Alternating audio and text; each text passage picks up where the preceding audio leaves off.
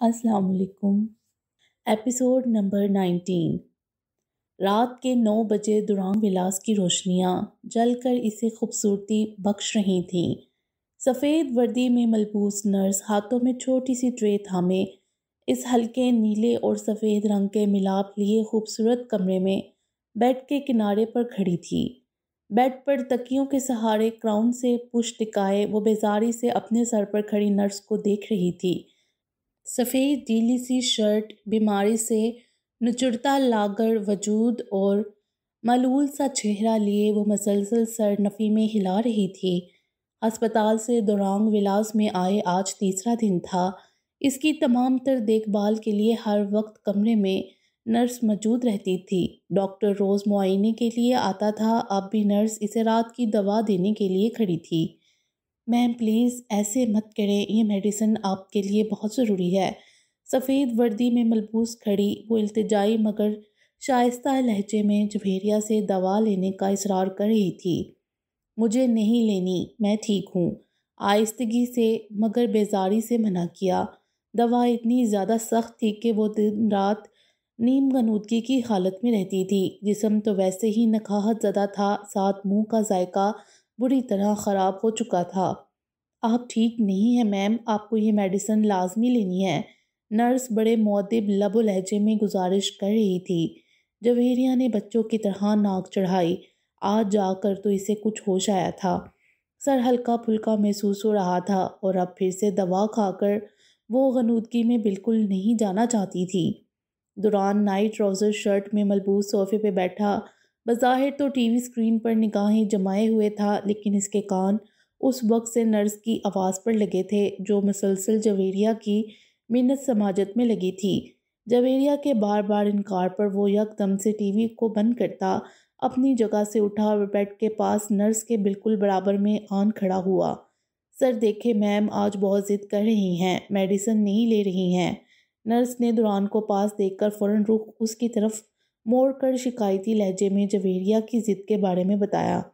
دوران کے پاس آتے ہی وہ بیزاری سے نرس کی طرف دیکھ رہی تھی، فوراً بے روحی اور ناگواری سے چہرے کا رخ دوسری طرف موڑ لیا۔ مجھے دے میڈیسن، دوران نے ہاتھ آگے بڑھایا۔ ان 3 دنوں میں وہ پہلی بار اس کی اور نرس کی گفتگو میں مداخلت کر رہا تھا۔ نرس نے مسکراتے ہوئے میڈیسن والی ٹرے دوران کو تھمائی۔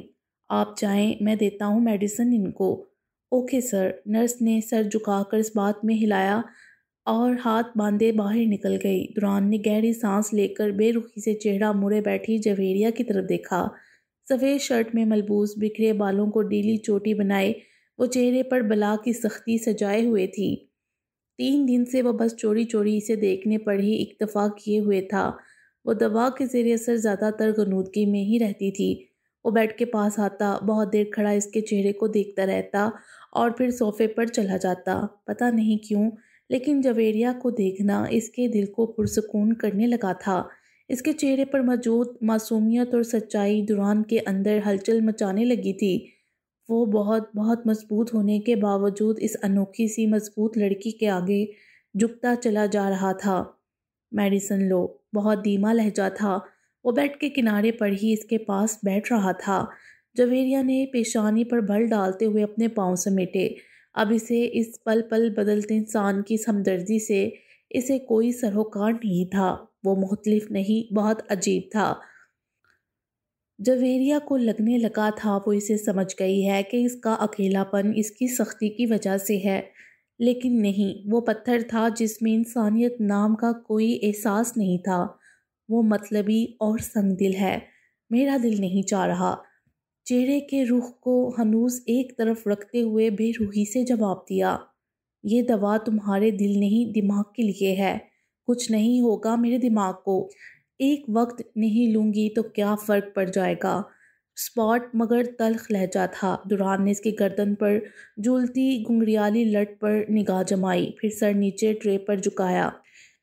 ایک وقت کی دوا نہ لینے سے صحت ایک ہفتہ پیچھے چلی جائے گی، سر جھکائے بے انتہا اپنائیت بڑے لہجے میں جواب دیا، جس میں ندامت بھی شامل تھی۔ وہ بہت شرمندہ تھا اس سے، لیکن زندگی میں کبھی کسی سے معافی ہی نہیں مانگی تو سب سمجھ سے باہر تھا کہ کیا کرے۔ آپ کو میری فکر کرنے کی ضرورت نہیں ہے، فکر نہیں کر رہا ہوں، ذمہ داری ہے یہ میری۔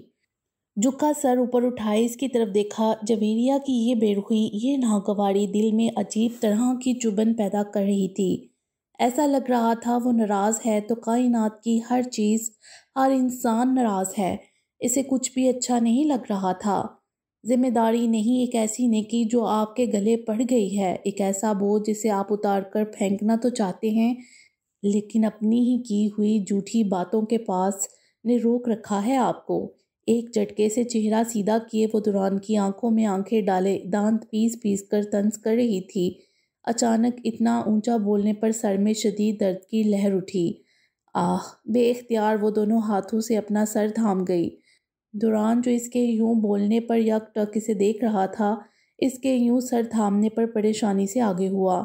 زیادہ بولو مت، یہ میڈیسن لو، جلدی سے ٹرے آگے کی۔ جویریہ نے ناگواری سے اس کے ٹرے سمیت بڑے ہاتھ کو اپنے ہاتھ سے دور کیا۔ دوران نے لب بھنچے اس کی طرف دیکھا، جو سپاٹ چہرے کے ساتھ اب بھی اس کی آنکھوں میں جھانک رہی تھی۔ دیکھو، اگر خود سے میڈیسن نہیں لوگی تو زبردستی کروں گا۔ دوران کی بات پر وہ پیشانی کے بل گہرے کیے چہرے کے رخ کو دوسری طرف موڑ گئی۔ ٹھیک ہے تو تم ایسے نہیں ماننے والی۔ دوران نے ایک دم ٹرے کو بیڈ کے اطراف میں لگے ٹیبل پر رکھا اور کھڑا ہوا۔ وہ جو اس کی بات پر بے نیازی دکھائے رخ موڑ کر بیٹھی تھی، سراسیمگی سے گردن گھمائی۔ دوران نے جھک کر تکیے کے پاس پڑے اس کے سکارف کو اٹھایا، سرخ سکارف کو دونوں ہاتھوں میں پکڑ کر لمبائی رخ سیدھا کیا اور پھر اس پر جھکا۔ یہ کیا کر رہے ہیں آپ؟ وہ حیرت سے اسے خود پر جھکتا دیکھ کر پیچھے ہوئی۔ دوران اس کی بات کا جواب دیے بنا اب اس کے دونوں بازو پیچھے کمر کی طرف موڑ رہا تھا۔ وہ جھنجھلا کر بازوؤں کو اس کے ہاتھوں کی گرفت سے چھڑوانے لگی۔ چھوڑیں مجھے، کیا کر رہے ہیں؟ بازوؤں کو جھٹکے دیتے ہوئے غصے اور رعب سے کہا، جبکہ وہ کسی ربوٹ کی مانند اپنے مضبوط ہاتھوں کی گرفت میں اس کی کلائیاں تھامے اب ان کو سکارف سے باندھ رہا تھا۔ یہ کیا بدتمیزی ہے؟ میں غلام نہیں آپ کی۔ بازو اتنی سختی سے بند گئے تھے کہ اب ہل نہیں رہے تھے۔ چپ، بالکل چپ۔ پھر سے اس کے سامنے بیٹھ کر لبوں پر انگلی رکھے غصے سے چپ رہنے کا اشارہ کیا۔ کھولیں مجھے فوراً، آپ یہ سب کرنے کا حق نہیں رکھتے ہیں۔ میڈیسن کھائے بنا نہیں کھلے گا، پرسکون لہجے میں کہا اور ادویات کی ٹرے کو پھر سے اٹھایا۔ جویریہ نے غصے سے تل ملاتے چہرے کے ساتھ گھور کر دیکھا۔ مجھے نہیں کھانی میڈیسن، میں ٹھیک ہو جاؤں گی ایسے ہی۔ آپ کو بلا وجہ ترم خان بننے کی ضرورت نہیں۔ دیکھو، شرافت سے منہ کھولو ورنہ میں اس میں بھی زبردستی کر سکتا ہوں۔ دوران نے اس کی بات انسنی کرتے ہوئے میڈیسن ہاتھ میں پکڑ کر اس کی طرف بڑھائی۔ جویریہ کی آنکھوں میں موٹے موٹے آنسو تیر گئے۔ عنایت بھی جفاکاری میں کر رہا تھا، کتنا پتھر دل تھا۔ ناگواری سے ایک نظر اس کے بڑے ہاتھ کو دیکھا اور پھر بے بسی سے منہ کھول دیا۔ دوران نے میڈیسن اس کے منہ میں رکھی اور پھر پانی کے گلاس کو میز پر سے اٹھا کر اس کے منہ سے لگایا۔ وہ ناگواری سے آنکھیں بند کیے دوا کو حلق سے نیچے اتار رہی تھی۔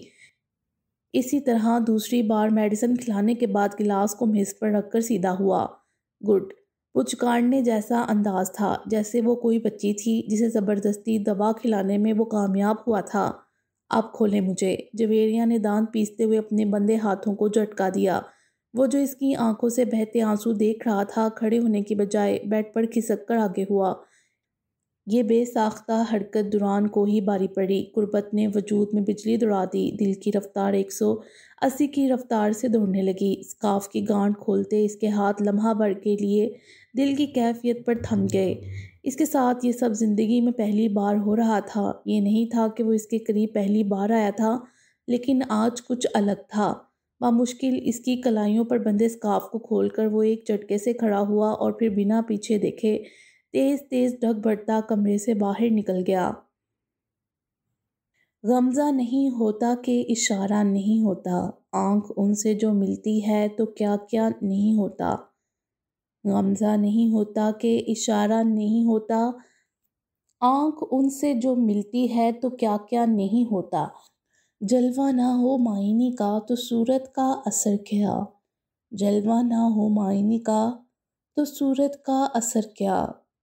بلبل گل تصویر کا شیدا نہیں ہوتا، اللہ بچائے مرض عشق سے دل کو، اللہ بچائے مرض عشق سے دل کو۔ سنتے ہیں کہ یہ عارضہ اچھا نہیں ہوتا، تشبیہ تیرے چہرے کو کیا دوں گلے تر سے، تشبیہ تیرے چہرے کو کیا دوں گلے تر سے، ہوتا ہے شگفتہ مگر اتنا نہیں ہوتا۔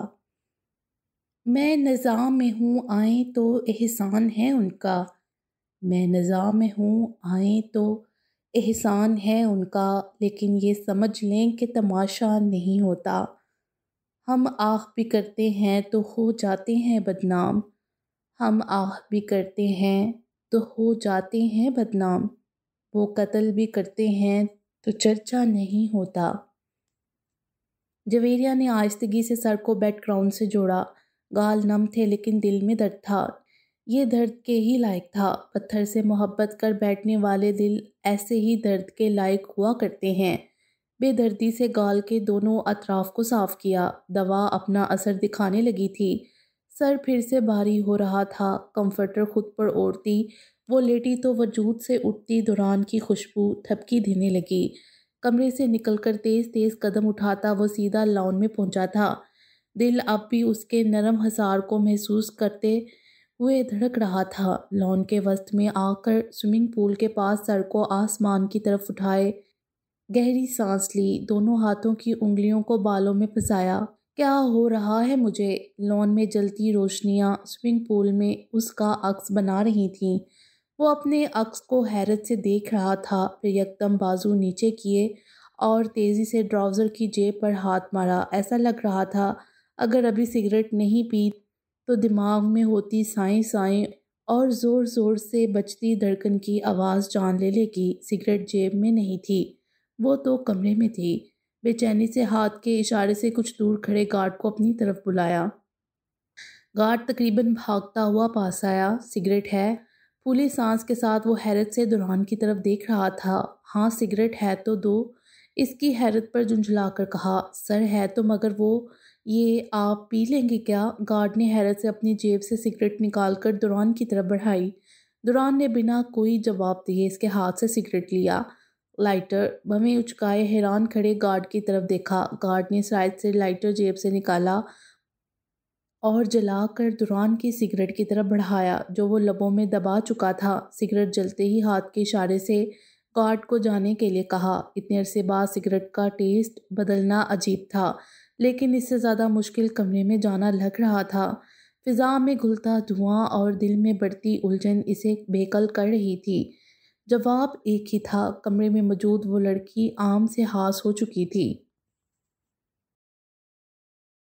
رات کے 10 بجے گاڑی سے باہر دونوں اطراف پر موجود سرسبز کھیت تیزی سے پیچھے چھوٹ رہے تھے اور گاڑی سیاہ شفاف سڑک پر متوازن رفتار میں چل رہی تھی۔ مجھے شک ہے تم پر، جیسیکا نے گردن موڑ کر کار ڈرائیو کرتے انل کی طرف دیکھا۔ کافی پینے کے بعد وہ اسے آج پھر گھر تک چھوڑنے جا رہا تھا۔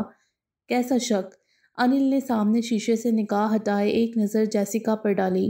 وہ بمیں سکیڑے بیٹھی تھی، کچھ دور پہلے تک وہ کسی گہری سوچ میں ڈوبی تھی، اب اچانک پہلو بدل کر اس کی طرف مڑی تھی۔ تم مجھے پہلے سے جانتے ہو؟ مطلب اس دن کافی شاپ پر ہماری پہلی اور اچانک ملاقات نہیں تھی؟ ہیں؟ اس کو کیسے پتہ چلا؟ انل نے بامشکل اپنی سٹپٹائی کیفیت کو سنبھالا، مسکرا کر اس کی طرف دیکھا۔ دماغ بھی کیا دوران جیسا ہے اس کا؟ ہیں؟ ایسا لگا تمہیں؟ مجھے بھی ایسا لگتا ہے کہ میں جنم جنم سے تمہیں جانتا ہوں۔ او جسٹ شٹ اپ! جیسیکا نے نخوت سے ناک چڑھائی۔ انل کا کہکا گاڑی میں گونج گیا۔ تم نے اس دن کافی شاپ میں میرا نام لیا تھا، حالانکہ تم مجھے نہیں جانتے تھے، پھر تمہیں میرے نام کا پہلے سے کیسے پتا تھا؟ اوہ اچھا، تو مس شرلی صاحبہ تب سے یہ سوچ رہی تھیں۔ واہ واہ، کیا یادداشت ہے ان کی! میں نے نام لیا تھا تمہارا؟ کب، کیسے؟ مصنوعی حیرت کا اظہار کیا، جبکہ ذہن زور زور سے جا پر رسید کر رہا تھا اپنی ازلی بے وقوفی پر۔ تم نے کہا جیسیکا اس لڑکے نے تمہارے ڈرنک میں کچھ ملایا ہے۔ وہ پرتجسس لہجے میں اس کے چہرے کے بدلتے رنگ کو جانچ رہی تھی۔ اسے انل کی حرکات اس دن سے ہی مشکوک لگ رہی تھیں، اور پھر اس دن اس کا پورا نام لینا۔ اس وقت تو انل کے رویے کو لے کر الجھی ہوئی تھی، اس لیے اس بات کو بھول گئی تھی، لیکن آج پھر یاد آ جانے پر ماتھا ٹھنکا۔ ہاں تو اس سے پہلے تمہارا وہ نک تمہارا نام لے چکا تھا۔ تو میں نے بھی لے دیا، اس میں ایسا کیا؟ انل لہجے کو نارمل رکھتے ہوئے کندھے جھکائے۔ اسے جھوٹ بولنے سے سخت نفرت تھی، لیکن دوران کی محبت اس سے ہر الٹا کام کرواتی تھی۔ نک، جیسیکا نے حیرت سے بویں اچکائے۔ جیسیکا نے حیرت سے بویں اچکائیں۔ انداز ایسا تھا جیسے اس کا جھوٹ پکڑ چکی ہو۔ ہاں، نک نے تمہارا نام لیا۔ میں نے بھی فوراً زبر کر لیا۔ خوبصورت لڑکیوں کے نام جلدی یاد ہو جاتے ہیں مجھے۔ نک مجھے جیسی کہتا ہے، ناک چڑھا کر معلومات میں اضافہ کیا۔ ہاں، لیکن اس دن گھبراہٹ میں اس نے جیسیکا کہا تھا۔ برجستہ جواب دیا، تھوک نگلا۔ اچھا، مجھے تو یاد نہیں۔ مجھے یاد ہے، دراصل میں بہت ذہین ہوں۔ بتیسی نکالے اپنی تعریف کی۔ جیسیکا نے منہ پسوڑ کر رخ سیدھا کیا۔ چلے، کوئی خوبی تو ہے آپ میں۔ بہت خوبیاں ہیں، ملتی رہیں گی تو دھیرے دھیرے سب پتہ چلیں گی۔ معنی خیز انداز میں آنکھ کا کونا دبا کر کہا۔ اس کی اس حرکت پر جیسیکا تو جیسے بھڑک اٹھی۔ گاڑی روکو، سختی سے کہا۔ کیا ہوا؟ سٹ پٹا کر اس کے سرخ ہوتے چہرے کو دیکھا۔ میں نے کہا، گاڑی روکو۔ ارے بھائی، ہوا کیا ہے؟ ڈرتے ہوئے حیرت سے پوچھا تو وہ خونخوار چڑیلوں کی طرح گور رہی تھی۔ لڑکے سب کے سب ایک جیسے ہوتے ہیں، نک سے بچا کر اب اپنے جال میں پھنسا رہے ہو۔ دیکھو، غلط سمجھ رہی ہو تم۔ مجھے اس گھٹیا نک سے مت ملاؤ۔ سب سمجھتی ہوں میں، گاڑی روکو فوراً۔ جیسیکا نے سختی سے ڈیش بورڈ پر ہاتھ مارا۔ نہیں، یہاں بہت سنسان ہے، میں گھر پر ہی اتاروں گا۔ جیسیکا کے اچانک غصے کو دیکھ کر ایک لمحے کے لیے وہ گڑبڑا گیا، پھر فوراً سنبھل کر انکار کیا۔ وہ دانت پیستے ہوئے سیدھی ہوئی اور سینے پر ہاتھ باندھے کھڑکی سے باہر دیکھنے لگی۔ دوران تیرے چکر میں عزت کا فلودہ بن رہا ہے، دانت پیستے ہوئے سوچا اور سر جھٹک کر گاڑی کی رفتار بڑھا دی۔ روز کے معمول کے مطابق کانوں میں پڑتی تلاوت کی آواز پر اس نے دھیرے سے آنکھیں کھولیں۔ وہی پلنگ، وہی در و دیوار جیسے وہ مسلسل پچھلے 5 دنوں سے ہر صبح آنکھ کھلنے پر دیکھتا تھا۔ اسے لاہور میں اور اس گھر میں آج 5واں دن تھا۔ سر کی چوٹ جلدی ٹھیک ہو گئی تھی، لیکن ٹانگ کی چوٹ میں تکلیف زیادہ تھی۔ بڑے میاں، جن کا نام احمد بیگ تھا، وہ نہایت پرخلوص، شائستہ مزاج اور نیک انسان تھے۔ ان کی شفاعت نے 5 دن کے اندر ہی دوران کی سوچ بدل کر رکھ دی تھی۔ وہ جو بچپن سے مولوی طبقے سے متنفر تھا، احمد صاحب کی شخصیت نے اس کی نفرت کو محبت میں بدل دیا تھا۔ ہر جگہ، ہر شعبے سے تعلق رکھنے والے لوگ اچھے اور برے ہوتے ہیں، لیکن بعض اوقات وہ شعبہ اتنا حساس ہوتا ہے کہ اس میں موجود برے لوگ چند ذہنوں پر غلط چھاپ چھوڑ دیتا ہے۔ ایسا ہی کچھ اس کے ساتھ ہوا تھا۔ بڑے میاں روز صبح 6 بجے سے 7 بجے تک برآمدے میں بیٹھ کر تلاوت کرتے تھے اور اس کی آنکھ پہلی آیت پر ہی کھل جاتی تھی۔ ہر بار کی طرح جسم کے رونگٹے کھڑے ہونے لگتے اور دل کو ایک انجانا سا سکون ملنے لگتا۔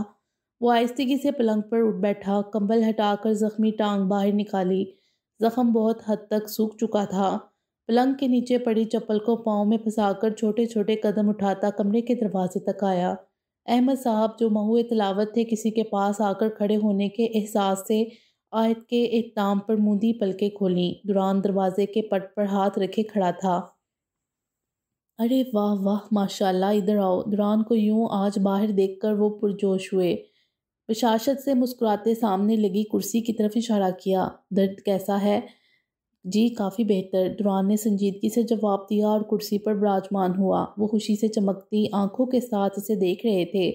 بہت خوب، بہت خوب، چلو چائے بناتا ہوں تمہارے لیے۔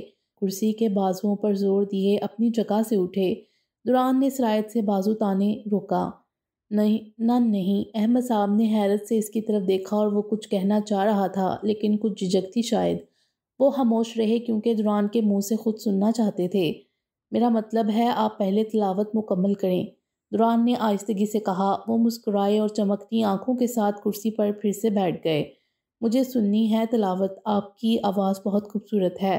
دوران نے بات مکمل کی اور جھکا سر اٹھا کر ان کی آنکھوں میں دیکھا۔ پر نور سا چہرہ اور دل کی طمانینت بخشی مسکراہٹ، وہ بہت پروقار شخصیت کے مالک تھے۔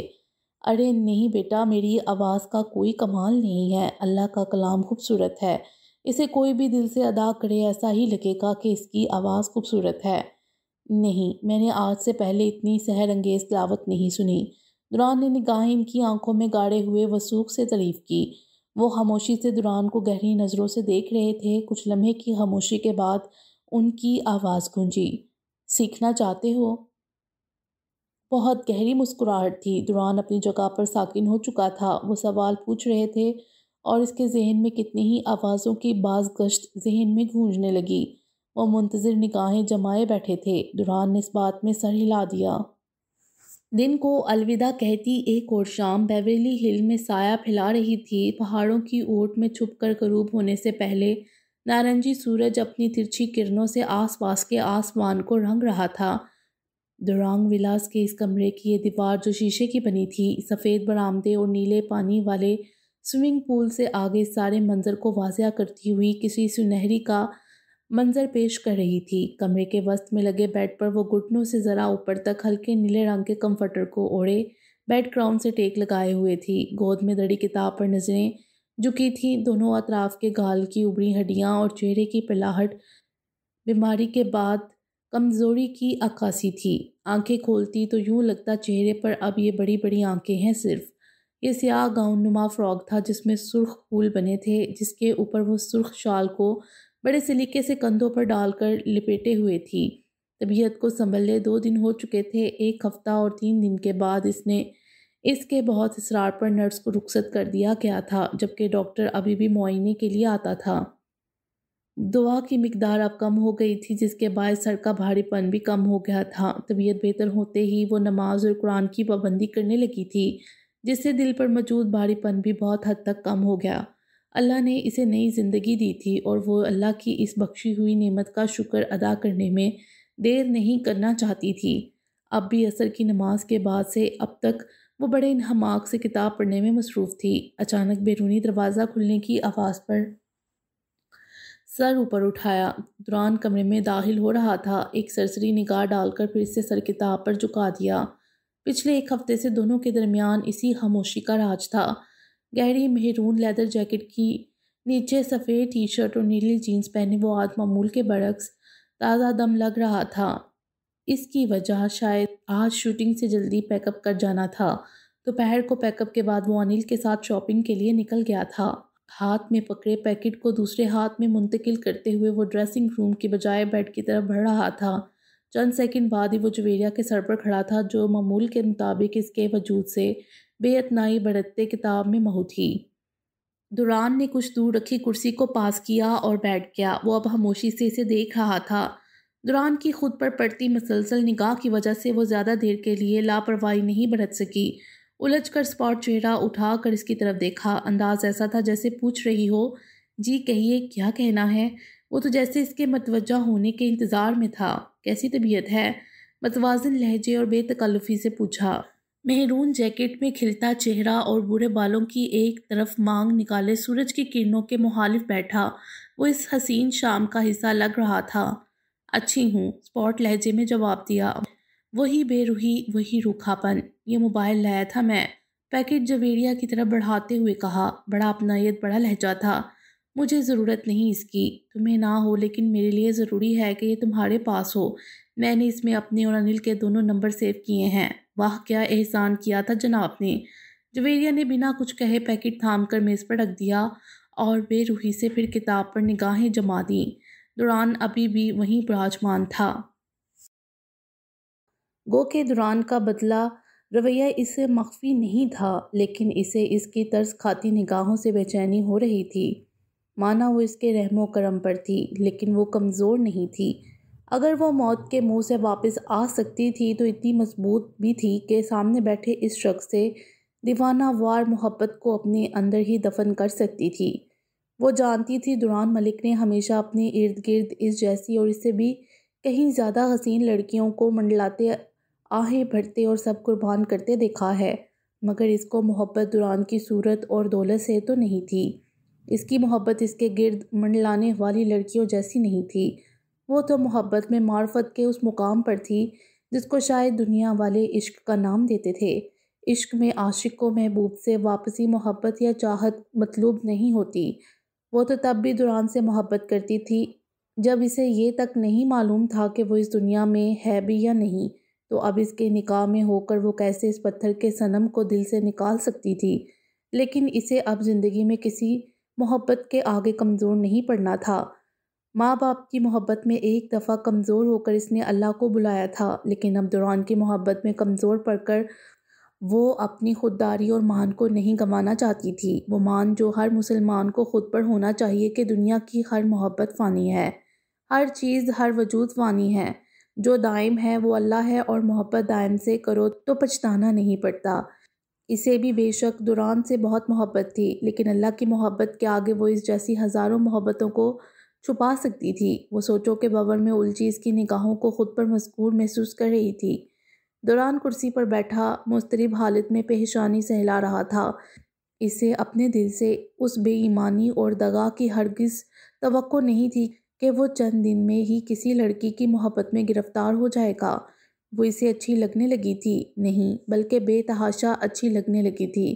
کل تک جو دل چاہتا تھا وہ خاموش رہے، آج وہی دل چاہتا تھا وہ اس سے باتیں کرے، اس کی مدر آواز سننے کو کان ترس گئے تھے، اور وہ تھی کہ ایک ہفتے سے اسے بات کرنا تو دور اس کی طرف دیکھنا بھی گوارا نہیں کر رہی تھی۔ دوران ملک نے آج سے پہلے اپنے آپ کو اور اپنے دماغ کو اتنا بے بس نہیں پایا تھا۔ وہ اس لڑکی کی سوچ تک کبھی نہیں پہنچ پاتا تھا، اور اب تو شدت سے دل چاہتا کہ وہ جان سکے کہ جویریہ اس کے بارے میں کیا سوچتی ہے۔ وہ زندگی میں پہلی بار ذہنی اور دلی طور پر کسی انسان کی محبت میں اس بری طرح گرفتار ہوا تھا، لیکن ازلی انا اور خود کی ناقابل برداشت عادتیں آ رہی تھیں۔ وہ بہت الجھا ہوا انسان تھا، اپنی شناخت، اپنی کھوج میں بھٹکا ہوا، جسے خود کے غصے پر قابو نہیں رہتا تھا۔ اس سے جڑا ہر رشتہ ہمیشہ اس سے دور ہو جاتا تھا۔ وہ جس نے آج تک کسی سے معافی نہیں مانگی تھی، وہ اسے اپنے کیے کہ معافی مانگنا چاہتا تھا، لیکن الفاظ تھے کہ زبان تک آ کر ساتھ چھوڑ رہے تھے۔ جویریہ، یہ اپنی سوچوں سے جگڑتے بے ساختہ وہ اس کا نام پکار گیا۔ جویریہ نے کتاب پر جھکا سر اوپر اٹھایا۔ وہ شاید کچھ کہنا چاہ رہا تھا۔ وہ اس دن میں نے کچھ بھی جان بوجھ کر نہیں کیا تھا، لاک عادتاً 2 دفعہ گھما دیا، اور میرا ارادہ اتنی دیر باہر رہنے کا نہیں تھا۔ یہ دوران ملک ہی تھا۔ شائستہ نادم لہجہ، وہ اب دونوں ہاتھوں کو آپس میں ملائے، کوہنیوں کو گھٹنوں پر ٹکائے اپنی صفائی دے رہا تھا۔ آپ کو صفائی دینے کی ضرورت نہیں، غلطی میری ہی تھی۔ آپ نے پہلے دن سے ہی کہہ دیا تھا میں بلا ضرورت آپ سے بات نہ کروں، لیکن میں باز نہیں آئی تو اس کی سزا تھی۔ اب آئندہ سے خیال نہیں، میری غلطی تھی، میں بہت غصہ کر گیا تھا، دراصل مجھے ایسے نہیں کرنا چاہیے تھا، سوری۔ جویریہ کی بات فوراً کاٹ کر وہ تیزی سے اپنی بات مکمل کر گیا۔ ایک گہری نگاہ اس کے چہرے پر ڈالی، پرسکون چہرہ، وہ چہرہ جو اب اسے دنیا کا سب سے حسین چہرہ لگنے لگا تھا۔ وہ گھر میں ہوتا یا شوٹنگ میں، ہر پل وہ اسی کی نظروں کے آگے گھومتا رہتا تھا۔ اٹس اوکے، وہ اسپاٹ لہجے میں مختصر جواب دینے کے بعد بے نیازی سے نگاہیں کتاب پر جھکا چکی تھی۔ اس کا یوں فوراً معاف کر دینا دوران کو بری طرح بے چین کر گیا۔ کم از کم وہ اسے اس بات پر کھڑی کھڑی سنا سکتی تھی، لیکن اس نے تو 2 لفظوں میں ہی بات ختم کر دی، تھینک یو۔ دوران نے لب بنچے آہستگی سے کہا، اور پھر اٹھ کر ڈریسنگ روم کی طرف قدم بڑھا دیے، جبکہ وہ اب اس کی پشت کو گھور رہی تھی۔ صبح کے 11 بجے ناشتے کے فوراً بعد دوران ولاس کے سٹنگ روم میں اس وقت 3 نفوس موجود تھے، روبی، اسونتھ، ملک اور برخان۔ برخان ان دونوں کو ناشتے کے بعد یہاں سٹنگ روم میں کوئی خاص بات کرنے کے لیے لایا تھا، اور پھر اس نے جو خاص بات وہ باقی دونوں نفوس کے سروں پر بم کی صورت پھٹی۔ روبی ایک دم صوفے پر سے اٹھی۔ وہ 1 سال سے چھپ کر کسی مارلین نامی ماڈل کو ڈیٹ کر رہا تھا، اور اب اسے شادی کرنے کی نہ صرف خواہش ظاہر کر رہا تھا بلکہ بتا رہا تھا کہ وہ شادی کرنے جا رہا ہے۔ تمہارا دماغ ٹھیک ہے کیا؟ پتہ بھی ہے کہ کیا کہہ رہے ہو؟ اب ایسی بھی کیا انوکھی بات کر دی میں نے؟ برخان نے کندھے اچکائے۔ روبی تل ملا کر اس تک پہنچی اور غصے سے گھورتی ہوئی اس کے سامنے کھڑی ہوئی۔ انوکھی؟ بھویں استہزائیہ اکٹھی کیں۔ تمہیں شرم نہیں آتی یہ بات کرتے ہوئے، جبکہ تم جانتے ہو سبرینا تمہارے ساتھ منسوب ہے، بلکہ ہم تو تم دونوں کی شادی کے لیے اس کے ایگزامز ختم ہونے کا انتظار کر رہے ہیں، اور تم ہمیں یہاں کھڑے ہو کر اپنی عاشقی کے قصے سنا رہے ہو۔ ماما کول ڈاؤن، میں نے کب کہا کہ میں سبرینا سے شادی نہیں کروں گا؟ میں اس سے بھی شادی کروں گا، لیکن یہ شادی میرے کیریئر کے لیے بہت ضروری ہے۔ مارلین کی وجہ سے مجھے ایک بہت بڑی فلم مل رہی ہے۔ بڑے اعتماد سے وہ ایک کے بعد دوسرا جھوٹ بول رہا تھا۔ سبرینا اس کی بچپن کی محبت تھی، جسے وہ کسی صورت نہیں چھوڑ سکتا تھا، لیکن وہ ابھی اس شادی کی اصلی حقیقت سے کسی کو آگاہ نہیں کر سکتا تھا۔ دوسری شادی؟ برہان، سبرینا تمہاری پسند تھی، تھی نہیں، اب بھی ہے، لیکن میرا تعلق شوبز سے ہے، مجھے اپنے کیریئر کو بھی دیکھنا ہے۔ مارلین ایک بہت مشہور ماڈل ہے اور آنے والے دنوں میں ایک کامیاب فلم سٹار ہوگی۔ میں اگر اس کے ساتھ خبروں میں ان ہو گیا تو سمجھو راتوں رات شہرت میرے قدموں میں ہوگی۔ وہ پرجوش لہجے میں ہاروی اور بروس کی تیار کردہ کہانی دہرا رہا تھا۔ بکواس بند کرو اپنی، تم سمجھتے کیا ہو خود کو، اور کون سی فلم؟ اسونت ملک جو اس وقت سے ضبط کے عالم میں کھڑے تھے غصے سے روبی کے برابر آن کھڑے ہوئے۔ تم آج کل کن ایکٹیویٹیز میں ہو؟ مجھ سے بنا پوچھے اپنا پی اے بدل لیا۔ سیریز کی شوٹنگ پر وہ نہیں جا رہے اور اب یہ ماڈل، کل تک تو ایسی کوئی بات نہیں تھی۔ ہو کیا گیا ہے تمہیں؟ میں اب ٹی وی ایکٹر بن کر نہیں رہنا چاہتا بابا، میں نے ایک فلم سائن کی ہے اور آپ دوران کو کچھ نہیں کہتے۔ اس نے بھی تو یوں اچانک شادی کی اپنی مرضی سے، گردن اکڑا کر نحوت سے منہ پھیرتے ہوئے کہا۔ اب کی بار اسونت ملک کی پیشانی پر حیرت کے شکن نمودار ہوئے۔ روبی کا تو منہ کھل گیا تھا۔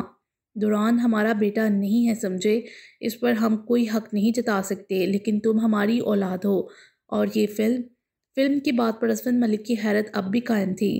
ہاں فلم، اور خبردار اگر آپ دونوں میں سے کسی نے یہ بات دوران کو پتہ چلنے دی، وہ تو ویسے ہی مجھے آگے بڑھتا نہیں دیکھ سکتا۔ ان دونوں کی حیرت پر کوٹ کو ایک جھٹکا دیتے ہوئے کہا۔ روبی نے دانت پیسے اور ناک غصے سے کھینچی۔ فلم کرو جو بھی کرو، لیکن شادی تمہاری صرف سبرینا سے ہی ہوگی۔ میں شادی مارلین سے ہی کروں گا، آپ کو جو کرنا ہے کریں۔ وہ ترکی بہ ترکی گردن اکڑا کر جواب دیتا باہر نکل گیا۔ روبی نے فوراً سر کو ایک ہاتھ سے تھام لیا۔ اف یہ لڑکا، اب میں سونیا کو کیا منہ دکھاؤں گی؟ کچھ نہیں ہوگا، بے فکر رہو، بیولی ہلز میں ایک فلیٹ تک لینے کی حیثیت نہیں اس کی، اور دوران اسے سبرینا کو دھوکہ دینے پر دورانگ ولاز میں رہنے نہیں دے گا۔ اسونت ملک نے آنکھوں کو چوندی کیے بڑے وثوق سے کہا۔ بے فکر رہو، میں کرتا ہوں دوران سے بات۔ روبی کے پریشان چہرے کی طرف دیکھتے ہوئے تسلی دی۔ فون چھین اس منحوس سے۔ ایک زوردار دھکا پڑا تھا اور وہ لڑکھڑاتی ہوئی فرش پر جا گری۔ ناک سے اور منہ سے خون بہہ رہا تھا۔ ہینا کا فون سننے کے بعد وہ کچھ دیر تو گم گو کیفیت میں کھڑی کی کھڑی رہ گئی تھی۔ ہینا اسے یہاں سے بھاگنے کے لیے کہہ رہی تھی۔ یہ کوئی شادی نہیں تھی، یہ سودا تھا۔ اس کے ماں باپ کو بھاری رقم دینا، اسے اپنے ساتھ باہر لے جانا، یہ سب عنایت نہیں تھی، وہ بہت بڑی چال تھی جس کے پیچھے ایک گروہ کام کر رہا تھا۔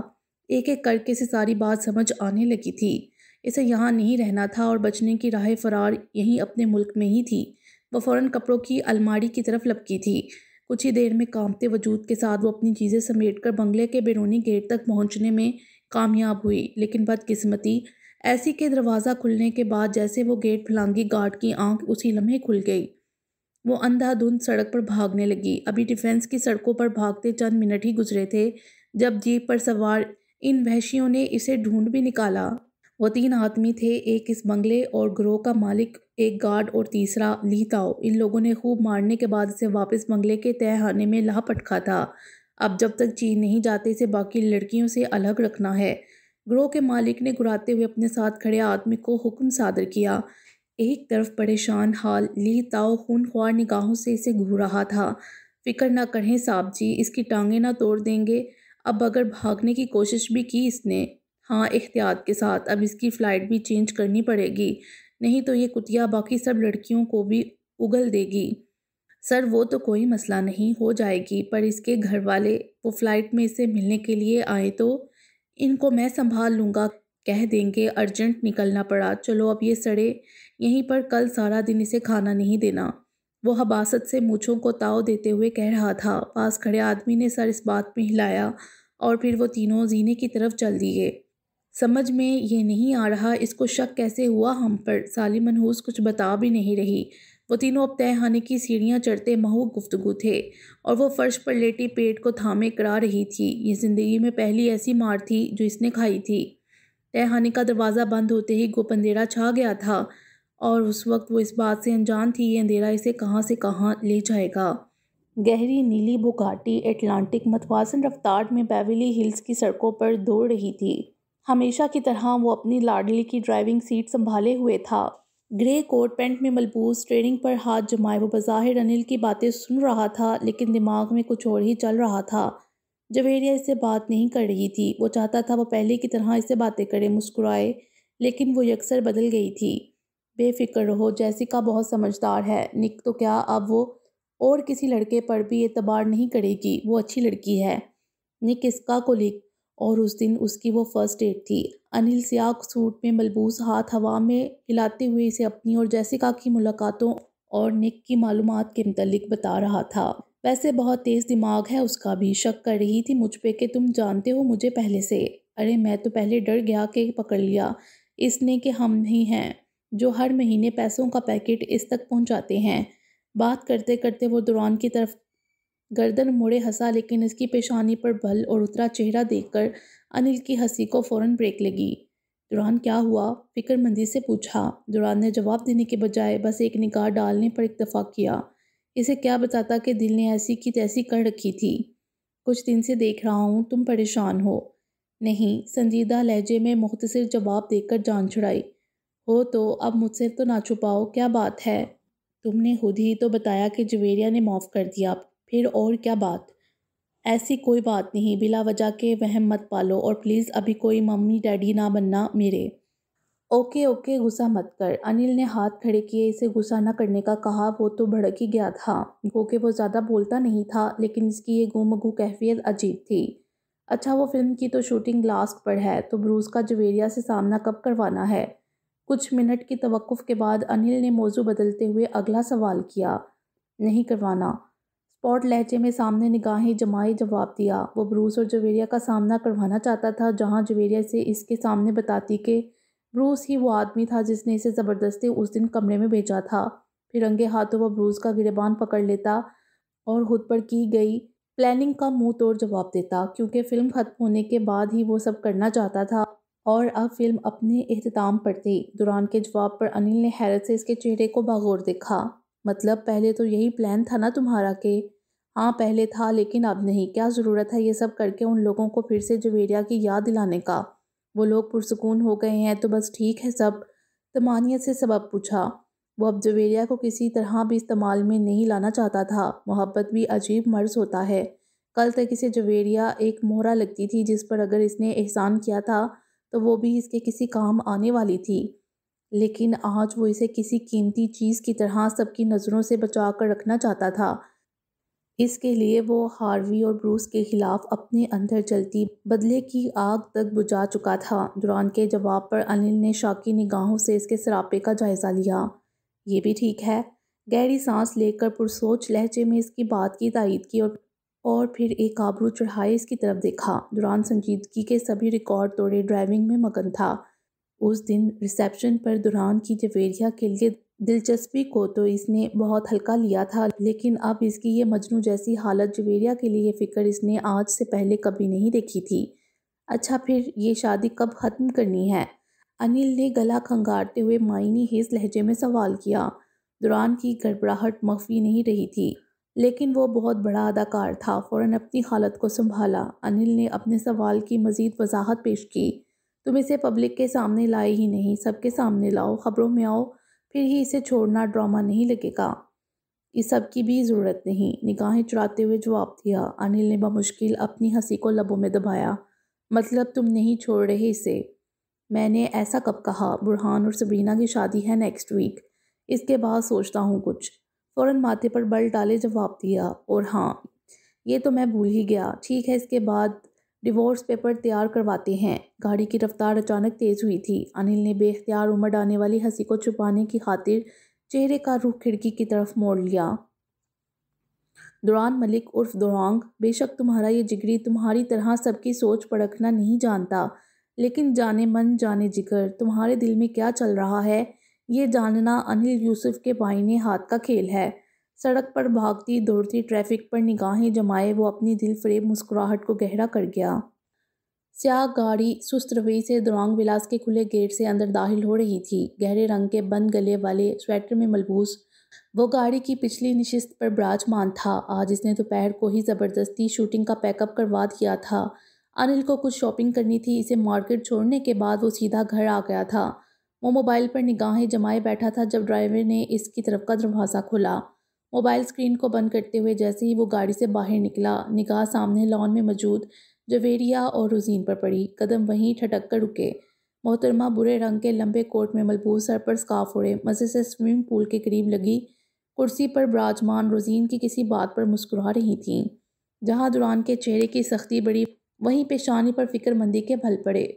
فریڈ نے ابھی اسے کمرے سے باہر کے درجہ حرارت میں نکلنے سے منع کیا تھا۔ اس کے دماغ کی جھلی اب اتنے زیادہ کم درجہ حرارت کو برداشت نہیں کر سکتی تھی۔ دوران سختی سے لب بھینچے تیز تیز قدم اٹھاتا چند سیکنڈ میں ہی اس کی کرسی کے پاس اس کے سر پر کھڑا تھا۔ وہ آج یوں اچانک دوران کے جلدی آ جانے پر گھبرا گئی تھی۔ یہاں کیا کر رہی ہو تم؟ کمرے سے باہر کیوں نکلی؟ غصے میں بڑا وہ ایک ہی سانس میں تابڑتوڑ سوال کر گیا۔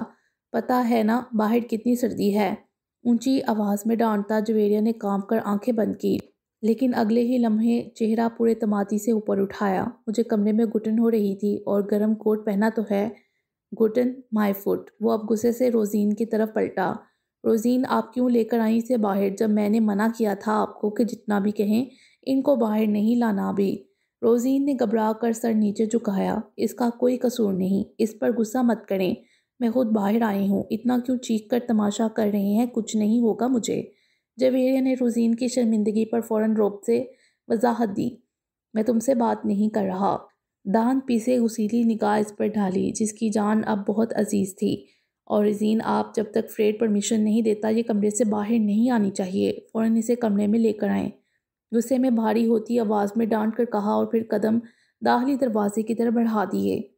اچھی دھونس ہے، جیسے میں اور میری ہر سانس نواب کی غلام ہو۔ دوران کی پشت کو غصے میں گھورتی وہ روزین کی طرف پلٹی۔ روزین سو سوری تمہیں میری وجہ سے۔ میم کوئی بات نہیں، بلکہ مجھے بہت خوشی ہوئی سر کو یوں کسی ایک رشتے کے لیے فکر مند ہوتا دیکھ کر۔ دراصل وہ آپ سے بہت محبت کرتے ہیں۔ روزین نے مبہم سی مسکراہٹ لبوں پر سجائے کہا۔ ناک پھلائے آہستگی سے ہنگارہ بڑھا۔ چلیں اندر چلتے ہیں، روزین نے ہاتھ کے اشارے سے چلنے کے لیے کہا۔ جب وہ کمرے میں پہنچی دوران واش روم میں تھا شاید، غصے سے اس کی طرف گھور کر دیکھتی پیر پٹکتی بیڈ پر آئی اور بیٹھ گئی۔